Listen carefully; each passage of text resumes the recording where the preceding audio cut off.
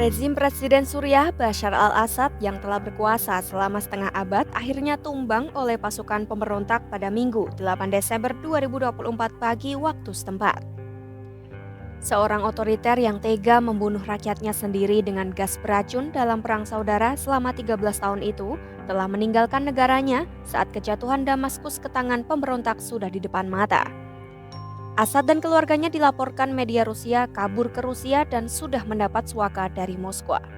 Sebelum perang saudara kembali pecah yang berujung pada runtuhnya rezim Assad, selama 4 tahun terakhir konflik di Suriah mereda seolah-olah sudah berakhir.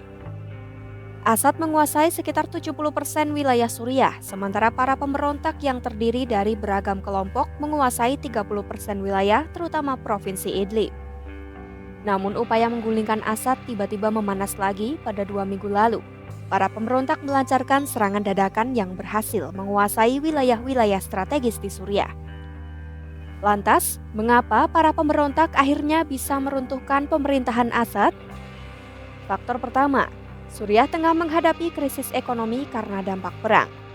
Sejumlah laporan menyebut sebagian besar perekonomian negara itu selama ini disokong oleh perdagangan ilegal obat psikoaktif jenis Kaptagon.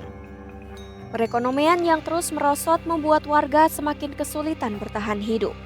Kondisi ini juga dialami oleh para tentara Assad yang sebagian besar tidak ingin berperang untuk dirinya. Saat pemberontak bergerak maju ke wilayah kekuasaan Assad, para tentara dan polisi meninggalkan pos-pos mereka, menyerahkan senjata, kemudian melarikan diri. Pemerintah Suriah hampir tidak berbuat banyak untuk membangkitkan kekuatan pasukan mereka.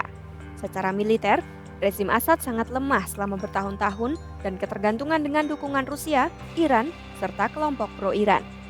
Assad tak bisa mengandalkan pasukannya yang kekurangan perlengkapan dan tidak punya motivasi.